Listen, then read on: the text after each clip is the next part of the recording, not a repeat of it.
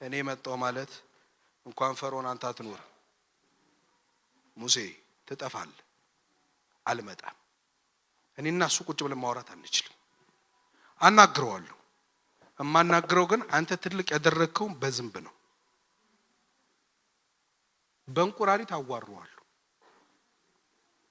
በጣም ትናንሽ በመትሏቸው ነገሮች ትልቃቸውን አዋራው ትልቅ ነው የምትሏቸው ነገሮች በትናንሽ ነገር ያዋራቸዋል ብቻ እንደ ቆርኔሌዎስ በጽድቅ በትጋት በጸሎት ለድሆች ካለን በፍቅር በማካፈል እንኑር እርሱ በእኛ ህይወት ውስጥ ለመክበር ደቂቃ አይፈጅበትም ህይወታችሁን የተአምራት ያደርገዋል እንዴት ሆነ አይገባህም እንዴት ሊሆን ይችላል አይገባህም እንዲገባህም አይጠበቅብህም ልጅ በእናቱ ሆድ ውስጥ አጥንቱ እንዴት እንደሚዋደድ ካልገባህ የእግዚአብሔርም ሥራ አይገባህም አሜን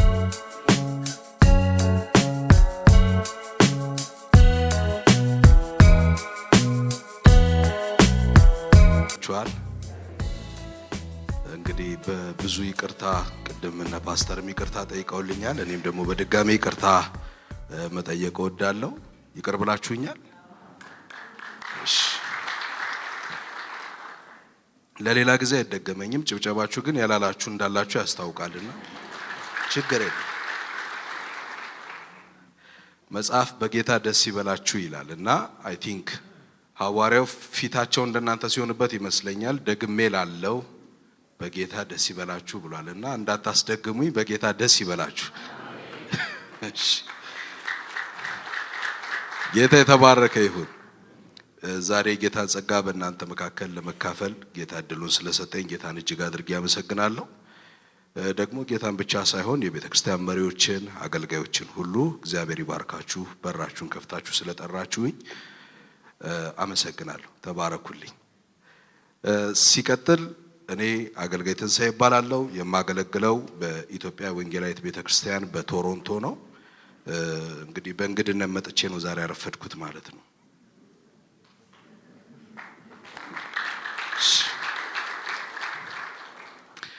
ክብር ለኢየሱስ ይሁን ክብር ለኢየሱስ ይሁን የአምላካችን የእግዚአብሔር ስም የተባረከ ይሁን ዛሬ ላካፍላችሁ በልቤ ላይ ስጸልይ የሞላው እና ደግሞ ለዚህ ጉባኤ እንድናገር መቼስ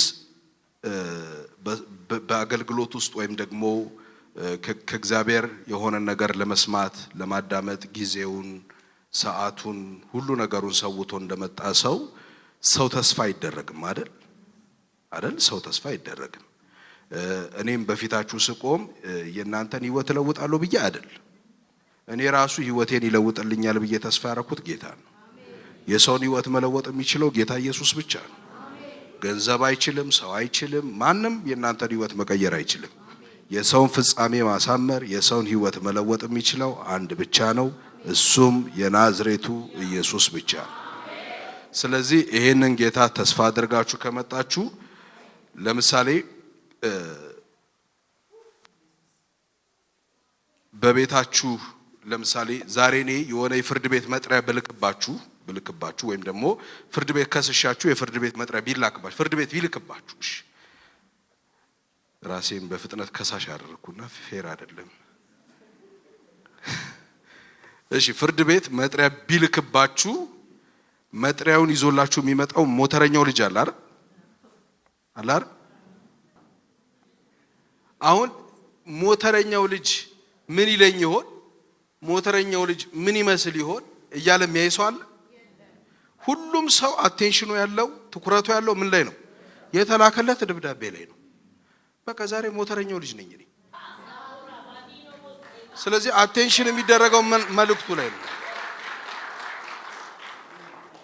አሜን ናችሁ አሜን እናንተና መልእክቱን በላከላችሁ መካከል ያለውን ግንኙነትና ንግግር የምታውቁት እናንተ ናችሁ እኔ አድርስ የተባልኩትን አድርሼ በጌታ ሰላም ሄዳለሁ እናንተ ግን እሱ እንዲናገረው እንደመጣ ሰው እሱን ተስፋ አድርጉ አራ አሜን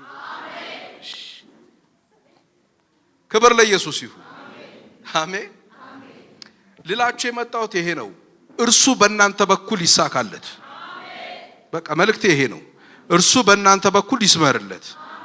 አሁን በጣም ብዙ ጊዜ ስናወራም ስንሰብክም ስንሰበክም የምንለው እንዲሳካልን ነው። ይሳካላችኋል። ባይዘው በማንኛውም አይነት የህይወት አቅጣጫችሁ ውስጥ ይሳካላችኋል። የሚሳካላችሁ ግን እሱ በእናንተ በኩል ሲሳካለት ነው። እሺ፣ በሌላ አማርኛ በአማኝ ህይወት ውስጥ ስኬት ማለት እግዚአብሔር በአማኝ ህይወት ውስጥ ሲሳካለት ማለት ነው። ልድገመው። ዘዳግም እሺ፣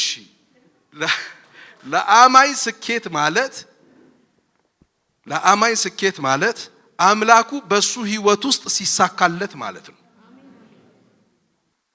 እሱ በእናንተ በኩል ይስመርለት።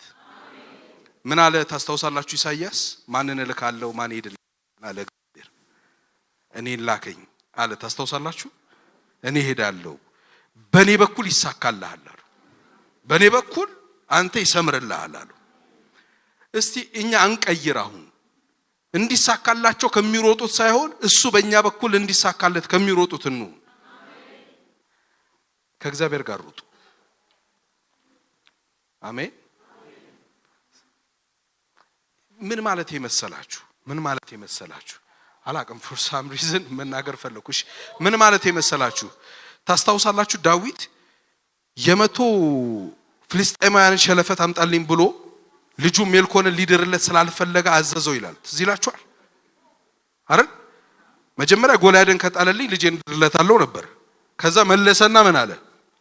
አይ ዝም ብዬ ይሄን ሰውዬ ስለጣልክማ አይደለም፣ የመቶ ፍልስጤማዊ ሸለፈት አምጣል። ሄዶ 150 ይዞለት መጣ አይደል? ምን ማለት ነው? ሰውየው በውጊያ ውስጥ ኃያል ነው። ዳዊት ውጊያ ስለሚችል ግን አይዋጋም። ይኸውልህ ማድረግ ስለቻልክ የማታረጋቸው ብዙ ነገሮች አሉ። ልውጣ ወይ ይባላል፣ ላርገው ወይ ይባላል። አሜን። ማድረግ ስለቻላችሁ ብቻ ምንም ነገር አታድርጉ። እሱ እንድታደርጉ ስለፈለገ ብቻ አድርጉለት። እሺ፣ በነገራችን ላይ እሱ የኛ ፈቃድ አገልጋይ አይደለም። በእምነታችን ባሪያ እናረገውም፣ በእምነታችን እናምነዋለን እንጂ። በቂሳሪያ የኢጣሊያ ክፍለ ጦር በሚባለው ሰራዊት ውስጥ የመቶ አለቃ የሆነ ቆርኔሌዎስ የተባለ አንድ ሰው ነበር። እርሱም ከመላው ቤተሰቡ ጋር በመንፈሳዊ ነገር የተጋና እግዚአብሔርን የሚፈራ ለሰዎች እጅግ ምጽዋት የሚሰጥ አዘውትሮ ወደ እግዚአብሔር የሚጸልይ ነበር። አንድ ቀን ከቀኑ 9 ሰዓት ገደማ የእግዚአብሔር መልአክ በራእይ ወደ እርሱ መጥቶ ቆርኔሌዎስ ሆይ ሲለው በግልጽ አየ። ቆርኔሌዎስ በድንጋጤ ትኩር ብሎ አያየው። ጌታ ሆይ ምንድነው አለው። መልአኩም እንዲህ አለው፣ ጸሎትህና ምጽዋትህ ለመታሰቢያነት ወደ እግዚአብሔር ፊት አድርጓል። አሁንም ሰዎች ወደ ኢዮጴ ልከህ ጴጥሮስ የተባለውን ስምዖንን አስመጣው። እርሱ በባህሩ አጠገብ ባለው በቁርበት ፋቂው በስምዖን ቤት በእንግድነት አርፏል። ቆርኔሌዎስ ያነጋገረው መልአክ ተለይቶት ከሄደ በኋላ ከአገልጋዮቹ ሁለቱን እንዲሁም በመንፈሳዊ ነገር የተጋና ለእርሱ ታማኝ የሆነውን አንዱን ወታደር አስጠራ። የሆነውን ነገር ሁሉ ከነገራቸው በኋላ ወደ ኢዮጴ ላካቸው። ቀጥሎ ቁጥር 27 ጴጥሮስን አስልኮ ካስመጣው በኋላ ማለት ነው። ጴጥሮስ እያነጋገረው አብሮት ሲገባ ብዙ ሰው ተሰብስቦ አገኘ። እንዲህም አላቸው፣ አንድ አይሁዳዊ ሌላ ወገን ጋር እንዲተባበር ወይም እንዲቀራረብ ሕጋችን እንደማይፈቅድ ራሳችሁ ታውቃላችሁ። ነገር ግን እኔ ማንንም ርኩስ ወይም ያልተቀደሰ ነው እንዳልል እግዚአብሔር አሳይቶኛል። ስለዚህም በተጠራው ጊዜ እነሆ ሳላመነታ መጣው። እንግዲህ ለምን እንደጠራችሁኝ ማወቅ እፈልጋለሁ። ቆርኔሌዎስ እንዲህ አለው፣ ከ4 ቀን በፊት በዚህ ጊዜ ከቀኑ 9 ሰዓት በ9 ሰዓት በቤቴ ሆኜ ጸልይ ነበር። ድንገትም የሚያንጸባርቅ ልብስ የለበሰ ሰው መጥቶ በፊቴ ቆመና እንዲህ አለኝ፣ ቆርኔሌዎስ ሆይ ጸሎትህ ተሰምቶልሃል፣ ምጽዋትህም ለመታሰቢያነት በእግዚአብሔር ፊት ደርሷል። ሰዎችን ወደ ኢዮጴ ልከህ ጴጥሮስ የተባለውን ስምዖንን አስመጣ። እርሱም በባህር አጠገብ ባለው በቁርበት ፋቂው በስምዖን ቤት በእንግድነት አርፏል። እኔም ወዲያው ላኩብህ፣ አንተም በመምጣትህ መልካም አድርገሃል። እንግዲህ እኛ ሁላችን ጌታ ያዘዘን ስትነግረን ለመስማት በእግዚአብሔር ፊት አለን። አየህ፣ ሰው አይደለም የሚሰማው። ጴጥሮስም እንዲህ ሲል መናገር ጀመረ። እግዚአብሔር ለማንም እንደማያዳላ በእርግጥ ተረድቻለሁ። ነገር ግን እርሱን የሚፈሩትንና ጽድቅን የሚያደርጉትን ሁሉ ከየትኛውም ወገን ቢሆኑ ይቀበላቸዋል። እግዚአብሔር የሁሉ ጌታ በሆነው በኢየሱስ ክርስቶስ በኩል ወደ እስራኤል ሕዝብ የላከውም የሰላም የምስራች መልእክት የሆነው ዮሐንስ ከሰበከው ጥምቀት በኋላ ከገሊላ ጀምሮ በመላው ይሁዳ የሆነውን ታውቃላችሁ። እግዚአብሔር የናዝሬቱን ኢየሱስን በመንፈስ ቅዱስና በኃይል ቀባው። እርሱም እግዚአብሔር ከእርሱ ጋር ስለነበረ በደረሰበት ሁሉ መልካም እያደረገ በዲያብሎስም ስልጣን ስር የነበሩትን ሁሉ ፈወሰ። እርሱ በአይሁድ አገርና በኢየሩሳሌም ላደረገው ሁሉ እኛ ምስክሮች ነን። ደግሞም ሰዎች እርሱን በእንጨት ላይ ሰቅለው ገደሉት። እግዚአብሔር ግን በሶስተኛው ቀን ከሙታን አስነሳው፣ እንዲታይም አደረገው። የታየውም ለሁሉ ሰው ሳይሆን ከሙታን ከተነሳ በኋላ አብረነው ለበላንና ለጠጣን እግዚአብሔርን አስቀድሞ ለመረጠን ለእኛ ለምስክሮቹ ነው። ለሕዝቡ እንድንሰብክና በሕያዋንና በሙታን ላይ እንዲፈርድ እግዚአብሔር የሾመው እርሱ መሆኑን እንድንመሰክር እርሱ ራሱ አዘዘን። በነገራችን ላይ በምድር ላይ ያለ ፍርድ ቤት ብቻ ነው በሕያዋን ላይ የሚፈርደው፣ በሙታን ላይ የሚፈርደው አንድ ነው። መሀል ላይ እየሰማችሁኝ ጌታ የተባረከ ይሁን። በእርሱም የሚያምን ሁሉ በስሙ የኃጢአት ስርየት እንደሚቀበል ነቢያት ሁሉ ይመሰክሩለታል። ጴጥሮስ ይህን እየተናገረ ሳለ ቃሉን በሰሙት ሁሉ ላይ መንፈስ ቅዱስ ወረደባቸው። ከጴጥሮስ ጋር የመጡትም ከተገረዙት ወገን የሆኑት አማኞች የመንፈስ ቅዱስ ስጦታ በአሕዛብም ላይ ደግሞ መፍሰሱን ሲያዩ ተገረሙ። ይኸውም በልሳን ሲናገሩና እግዚአብሔርን ሲያመሰግኑ ስለሰሟቸው ነው። እሺ በቃ ቴክስቴን ጨርሻለሁ። ቆርኔሌዎስ የተባለው ሰው ስለሱ ትንሽ ልናገርና ከዛ በኋላ ሐሳቤን በደንብ አጠናክሬ በጣም በፍጥነት እንጨርሳለን። ቆርኔሌዎስ የተባለው ሰው በጣም ብዙዎች ሲሰብኩ ሰምቻለሁ። ፕሮሴላይት ነው ይባላል። ፕሮሴላይት አይደለም ሰውየው። ፕሮሴላይት ማለት አሕዛብ ሆኖ ይሁዲነትን የተቀበለና የተገረዘ የቤተ መቅደስን ስርዓት የአምልኮ ስርዓቶቹን ሁሉ የሚያደርግ ማለት ነው። ይሄ ሰውዬ እንደዛ አይደለም። ፕሮሴላይት ቢሆን ኖሮ ወይም ደግሞ ይሁዲነትን የተቀበለ ሰው ቢሆን ኖሮ እኛ ከአሕዛብ ጋር ቁጭ ብለን ለመነጋገር እንደማይፈቀድልን አታውቅምን ብሎ አይጠይቀውም ነበር።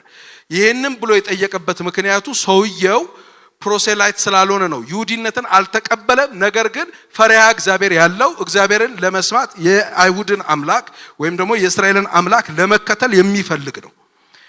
የዛኛው ኪዳን ውስጥ ባይገባም ግን እግዚአብሔርን ግን በትጋት በጽድቅ ስለፈለገው እግዚአብሔር ተገኝቶለታል። በጣም ብዙ በኪዳን ውስጥ ያሉ የተገረዙ የቤተ መቅደስ ስርዓት የሚጠብቁ ጸሎትን የሚያደርጉ የተለያየ አይነት ነገሮችን እግዚአብሔር ያዘዘውን የሚፈጽሙ ሕጉን ያለ ነቀፋ የሚኖሩ እግዚአብሔር ግን የማያያቸው ሰዎች አሉ ቤተ መቅደስ ውስጥ።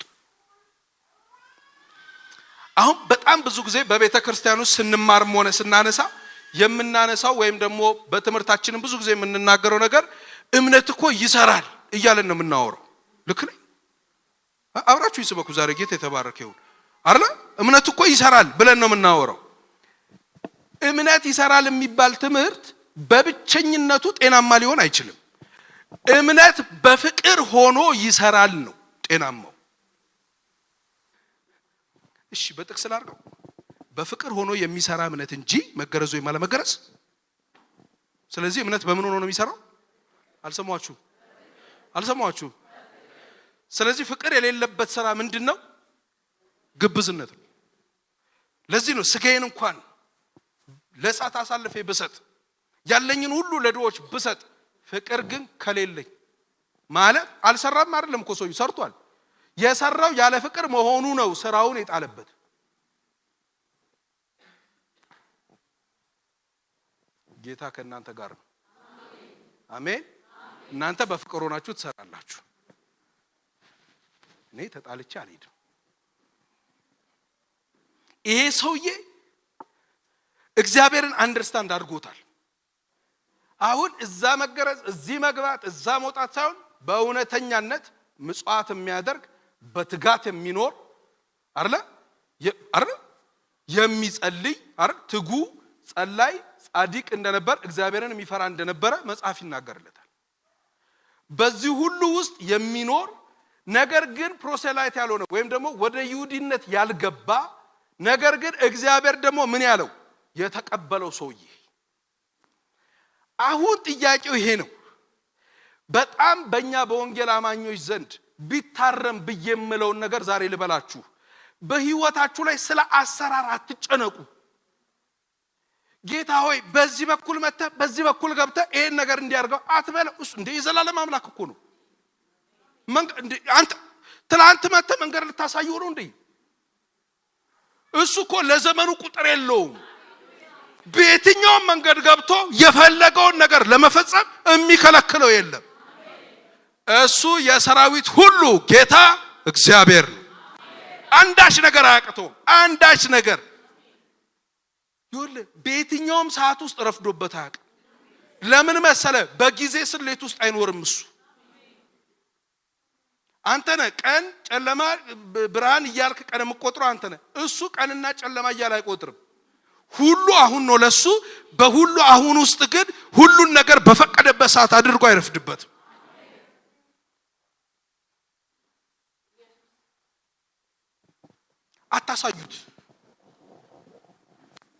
አታሳዩት፣ አትንገሩት ምንም ነገር። የሚሻለውና የሚያዋጣውን ነገር ልንገራችሁ ከእርሱ ጋር ለመስማማት። እሱ በእናንተ ቤትና ህይወት ውስጥ ይመቸው።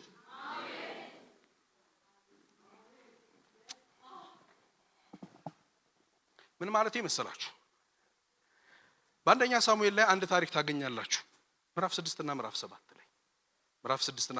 ላይ የእግዚአብሔርን የቃል ኪዳን ታቦት የእስራኤል ሕዝብ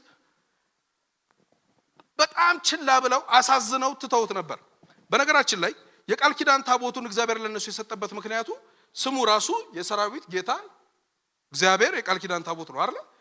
ያ የሰራዊት ጌታ እግዚአብሔር ቃል ኪዳን ታቦት እንደምታውቁት የእግዚአብሔር መገኘት ያለበት ልክ ነው። እግዚአብሔር አብሮቱን በምሳሌነት እዛ ላይ አድርጓል። ስለዚህ ከታቦቱ ጋር አብሮ እግዚአብሔር ምን ያደርጋል? ይሰራል። ምንም ጥያቄ የለውም፣ ይሰራል። እግዚአብሔር ይሰራል ከዛ ታቦት ጋር። አሁን ትልቁ ችግር ምንድነው? እነሱ ለውጊያ ወጡ፣ ከፍልስጤማውያን ጋር ተዋጉ፣ በፍልስጤማውያን ፊት ድል ተደረጉ።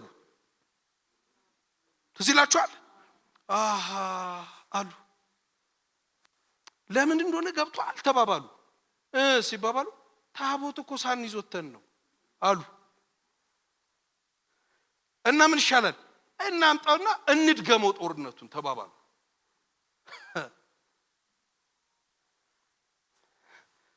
አሰራር ላይ መፈለግ ማለት ያር ይዘውት መጡ። ጦርነቱን ደገሙት። ቅጥቅጥ አርገው ታቦቱን ተቀብለው ወደ ሰፈር ሸኟቸው። ታቦቱን ይዘው እነዛ ሄዱ። ወስደው አስቀመጡት ከዳጎን ጋር። የመጀመሪያ ቀን ደፋው፣ ሁለተኛ ቀን ሰበረው። ቆይ ምን ማለት እንደሆነ እየገባችሁ ነው? ትላንትና ከነሱ ጋር መስራት አልፈለገው እንጂ ታቦቱ በራሱ እኮ የሚሰራ መሆኑን ገልጦ አይታችሁታል። በፍልስጤማውያን ላይ በጣም ብዙ የሆኑ ቅጣቶችን፣ ድንጋጤዎችን፣ ቸነፈሮችን አድርጎባቸው ይሄ ነገር ሳይጨርሰን ተባባሉ። ፍልስጤማውያን ብቻውን ሲሆን ይሰራል፣ ከነሱ ጋር ሲሆን አይሰራም። ብቻውን ሲሆን የሚሰራው ከአንተ ጋር እንዲሰራ ነው። ዛሬ መልእክቴ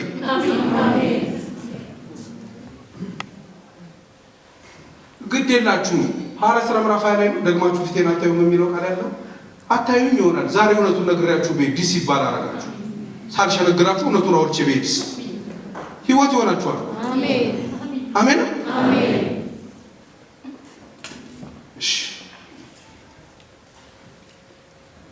አልሰራም ማለት አቦቱ በጣም በፍርሃት ምን አደረጉት ይላል። ላሞች አመጡ፣ ጠንቋዮች አማከሩ። ጠንቋዮቹ ይመሰክራሉ ቁጭ ብለው ስለ ታቦቱ። ታስታውሳላችሁ? እነዚህ ግብፃውያንን እኮ የጨረሰው ይሄ ነው ይባባላሉ። እዛ ሄዶ ይሰበከለታል። ባይዘው እዚህ ሰፈር ነው የማይከበረው። እዚህ ሰፈር ጦርነት ላይ ድልድል ማድረግ ሲፈልጉ ብቻ ነው የሚጠሩት። ከዛ ታቦቱን አምጥተው በአዲስ ሰረገላ አይደለ ገና ደግሞ በወለዱ ሁለት ላሞች ላይ አድርገው ምን አደረጉት ይላል። ቀጥታ ላኩት መስዋዕት አቅርበው። ልክ ቤተሳሚስ ሲደርስ ቆመ ይላል። ቤተሳሚስ ጋር ሲቆም ወዲያውኑ የቤተሳሚ ሰዎች ምን አደረጉ? ሰረገላውን ሰባብረው እንጨቱን አንድደው ላሞቹን መስዋዕት አድርገው አቅርበው የቂርያታይም ሰዎች ጠሩና ኑና ይሄን ታቦት ውሰዱ አሉ። እነሱ መጥተው ሲወስዱ የወሰዱት ማን ቤት ነው? አሚናዳብ ቤት ነው። አሚናዳብ ቤት ውስጥ አልዓዛር የተባለውን ልጅ ምን አደረጉት ይላል? ቀደሱት ይላል። ለዩት፣ በቃ ለእግዚአብሔር ሥራ ለዩት፣ ከታቦቱ ጋር አብሮ ይሆናል ማለት ነው። ይሄ አሚናዳብ ቤት ውስጥ የቃል ኪዳን ታቦቱ 20 ዓመት ቁጭ፣ ምንም የሰራው ነገር የለም። 20 ዓመት ሙሉ ቁጭ አደረጉት። ከ20 ዓመት በኋላ የእግዚአብሔርን ቃል ኪዳን ታቦት አመጣለሁ ብሎ ዳዊት መጣ። ያንን የቃል ኪዳን ታቦት ይዞ ለመሄድ ሲነሳ ታስታውሳላችሁ አይደል? በምኖች ላይ አስቀመጠው ነው የሚለው አልሰማችሁ? በበሬዎች ላይ አስቀምጦ ይዞት እየሄደ እያለ በመሃል ላይ በሬዎቹ ፋነኑ። ማን እንዳሳደጋቸው አላውቅም። የእረኛቸው ባህሪ ግን ይመስለኛል። ልክ ሲፋንኑ ኦዚያን የሚባለው ልጅ ሮጥ። ሲጀመር ዳዊት ልክ አይደለም። የቃል ኪዳን ታቦት በበሬ አይደለም የሚወሰደው፣ በካህኑ። ያያያዝ ችግር ነው። በሬዎቹ ሲፋንኑ ኦዚያን ልደግፍ ብሎ ገባ፣ ገደለው። የኦዚያን ስብራት አይደል? የዚህን ሰዓት በዚህ ከከተለን በኦዚያን የሚቆም አይደለም ማለቃችን ነው አለ። ጥሩ ሊደር ነው። ከምናልቅ እዚህ ጋር ይቆማል። አያያዙን አላወቅንበት፣ እስክናቅበት እናስቀምጠው። ምን ይሻላል ሲባል አቢዳራ የሚባለው ሰውዬ እኔ ወስዷለሁ አለ። አምጡት እኔ ቤት አለ። አቢዳራ የሚባለው ሰውዬ ምን አይነት አያያዝ እንደያዙ አላቅም። በ3 ወር ውስጥ በረከት ጀመረ እዛ ቤት ውስጥ። 20 ዓመት ያልባረከ 3 ወር ውስጥ የአቢዳራ የሚባለውን ሰውዬ ቤቱን ግልብጥብጡን አወጣው። በረከት በበረከት። ቤተሰቦቹ አይደለም እኮ የሚለው ቤተሰቦቹ ነው የሚለው። ባይዘው ሁሉ ተባረኩ። ሰውየው ቤት የገባ ሁሉ በረከት አግኝቶት ይወጣል። ታዲያ ችግሩ ከታቦቱ ነው ወይስ ካያያዙ ነው? በሉት። አልሰማሁም። አያያዙን ካወክበት 20 ዓመት አያስፈልጎም። በ3 ወር ጌታ አድርጋችሁ አክብሩት በህይወታችሁ ላይ። በነገራችን ላይ የዳነው ጌታ መሆኑን ሾመን ነው። ኢየሱስ ጌታ እንደሆነ በአፍ ብትመሰክር አይደል እንዴ? እግዚአብሔርም ከሙታን እንዳስነሳው በልብ ብታመን ምን ትላለህ? ስለዚህ የዳነው ምን ብለን ነው? ጌታ ነው። ምን ማለታችን ነው? ባለቤት ነው፣ ገዢ ነው። አዶናይ ማለት ነው አይደል? አዶናይ ማለት ባለቤትነትን ነው የሚያሳየው። ጌታ ነው፣ ባለቤት ነው፣ ገዢ ነው፣ አዳኝ ነው ብለን ጀምረን ስጋዊ ህይወቴና መንፈሳዊ ህይወቴ ብለን ከፋፍለን በዚህ በኩል እግዚአብሔር በዚህ በኩል እኛ እየገዛን ነው የምንኖረው። ገላትያ ምዕራፍ 2 ቁጥር 20 እንደዚህ ይላል፣ እኔ ከክርስቶስ ጋር ምን ብያለሁ? ከእንግዲህ እኔ አልኖርም፣ ነገር ግን ክርስቶስ በእኔ ውስጥ ይኖራል አለና አሁን እንኳን በስጋ የምኖረው ህይወት በወደደኝና ራሱን ስለኔ ያሳልፈው በሰጠው በእግዚአብሔር ልጅ ላይ ባለኝ እምነት ነው። በስጋ እንኳን የምኖረው የሆነ ነገር አይደለም። እሱ በስጋም በሉኝ በመንፈስም በሉኝ በነፍሴም በሉ በሁሉ አቅጣጫ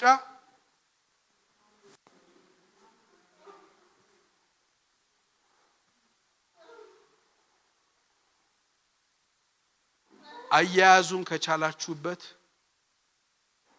በቤተ መቅደሱ ስርዓት ውስጥ ብዙ ላትታወቁ ትችሉ ይሆናል።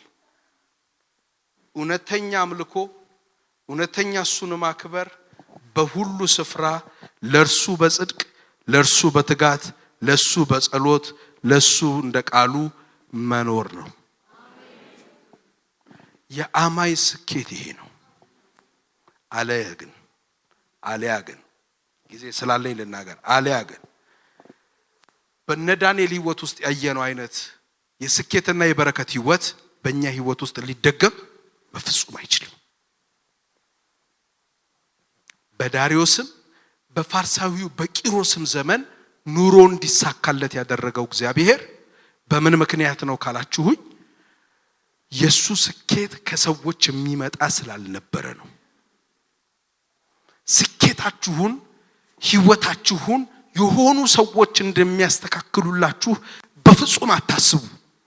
የእናንተን ህይወት ማስተካከል የሚችለው አንድ ነው፣ እርሱም እግዚአብሔር ብቻ። በጣም እግዚአብሔርን ችላ የምንለው ለሰዎች ስንል ነው። በጣም ለሰዎች ስንል እግዚአብሔርን ችላ እንላለን። እኔ በእግዚአብሔር ነገር በእግዚአብሔር ላይ ነው የምላችሁ። በእግዚአብሔር ላይ ሊገነፍለኝ ሁሉ ይፈልጋል። አምላክህ እኮ ምን አይነት እንደሆነ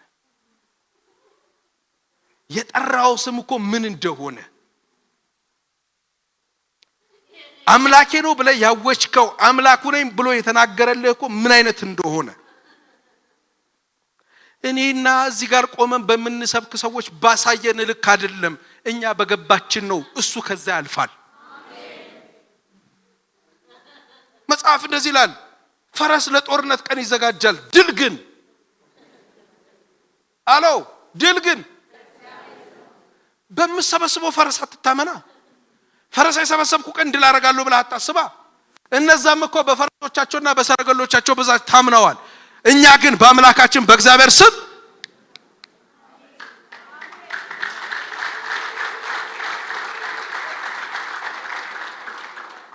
እኛ እኮ ሞት እያባረረ የሚያስፈራራን ሰዎች አይደለንም።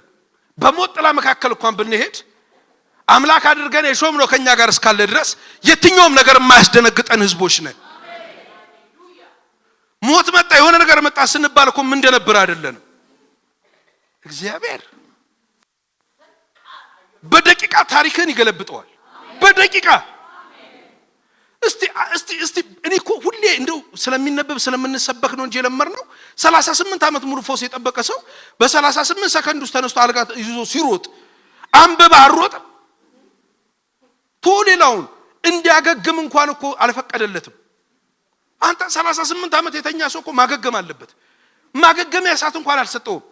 38 ዓመት ሙሉ ተኝቶ የነበረን ሰው በ38 ደቂቃ ውስጥ ነው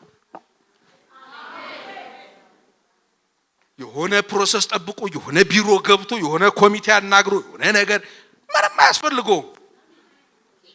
አንተን እልፍ ገደለ ለማስባል አንዲት ጠጠር ትበቀዋለች። በአንዲት ጠጠር ጎልያድ የሚባል ሰውዬ ግንባሩን ብሎልት እልፍ ገደለ ያስብልልሃል። ንጉስ ያረጋል። ከረኝነት ንጉስ አንተ ተቆጭ ያረጋል ያለ ህግ። የሰው ልጅ እኮ አይደለም በደም እንኳን መብት የሌለው ሰውዬ አምላክህ እሱ አንተ ህይወት ውስጥ ይመቸው እንጂ እንዴት ታረጋለህ ይባላል። የመጽሐፍ ቅዱሱ እግዚአብሔር ይለያል።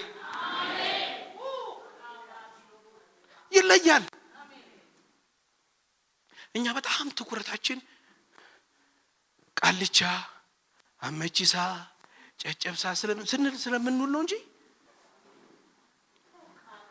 አስቀምጦት ይሰራል። በጥቅስ ላርግልህ በጠላቶቼ ፊት አይደል የሚለው በጠላቶቼ ፊት ለፊት ራሴን በዘይት ጽዋዬን ሞልቶ አየ። እግዚአብሔር ሁሌ አዳልሞቴ እያባረረ ይሰራል። አስቀምጦት ይሰራል። ከፈለገ አባሮት ይሰራል።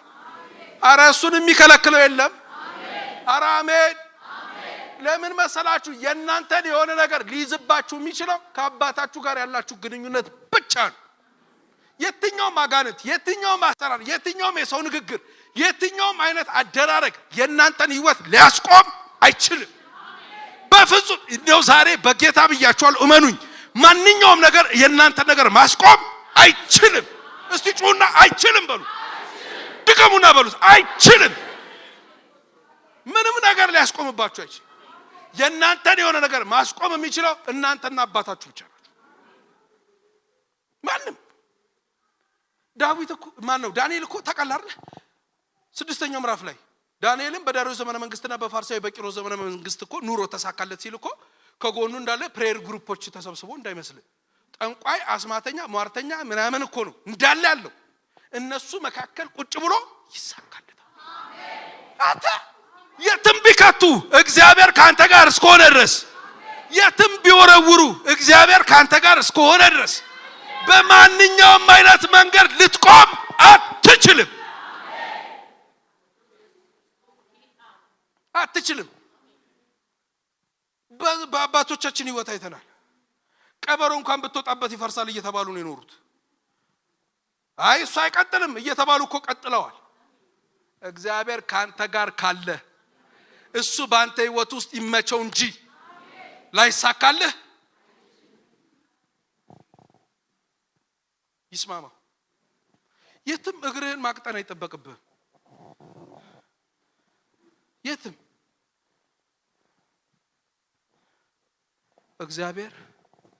እግዚአብሔር ነው። እግዚአብሔር በሁሉ ስፍራ ነው። እግዚአብሔር ሁሉን ያያል።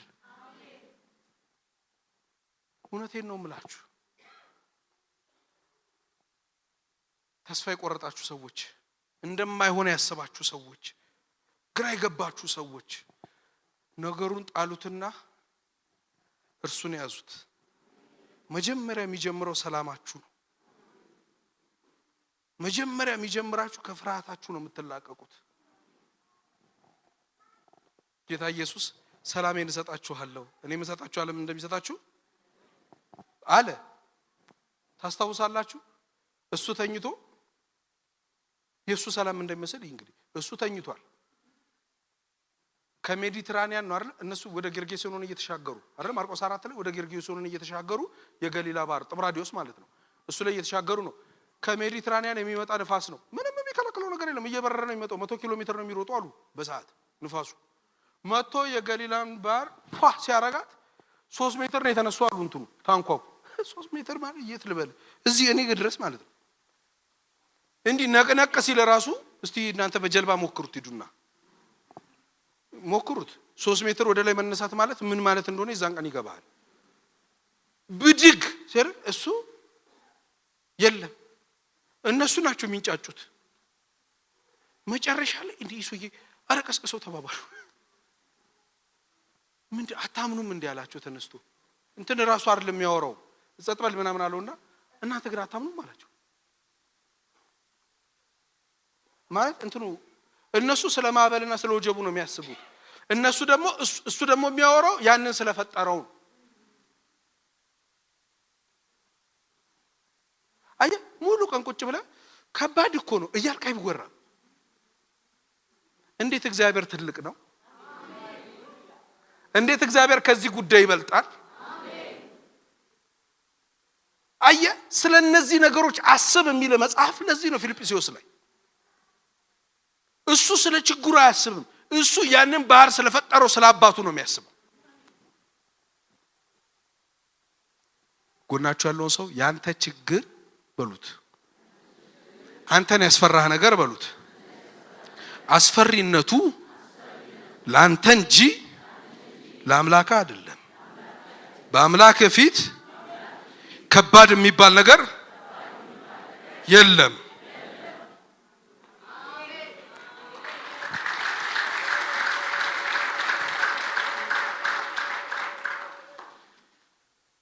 ሀያ ዓመት ይዘውት እንደተቀመጡት አትሁኑ። አሜን። እሱ በእናንተ ቤት ውስጥ እንዲመቸው ፍቀዱለት። እመኑኝ፣ በሱ ፊት ትልቅ የሚሆን ነገር ምንም ነገር። ለሙሴ የነገረው ይሄንን ነው። ና ፈርዖን ካንተ ጋር ማውራት ይፈልጋል ሲለው እኔ መጣው ማለት እንኳን ፈርዖን አንተ አትኖር ሙሴ ትጠፋለህ፣ አልመጣም። እኔና እሱ ቁጭ ብለን ማውራት አንችልም። አናግረዋለሁ። እማናግረው ግን አንተ ትልቅ ያደረግከው በዝንብ ነው። በእንቁራሪት አዋርዋለሁ። በጣም ትናንሽ በምትሏቸው ነገሮች ትልቃቸውን አዋረው። ትልቅ ነው የምትሏቸው ነገሮች በትናንሽ ነገር ያዋራቸዋል። ብቻ እንደ ቆርኔሌዎስ በጽድቅ በትጋት በጸሎት ለድሆች ካለን በፍቅር በማካፈል እንኑር። እርሱ በእኛ ህይወት ውስጥ ለመክበር ደቂቃ አይፈጅበትም። ህይወታችሁን የተአምራት ያደርገዋል። እንዴት ሆነ አይገባህም።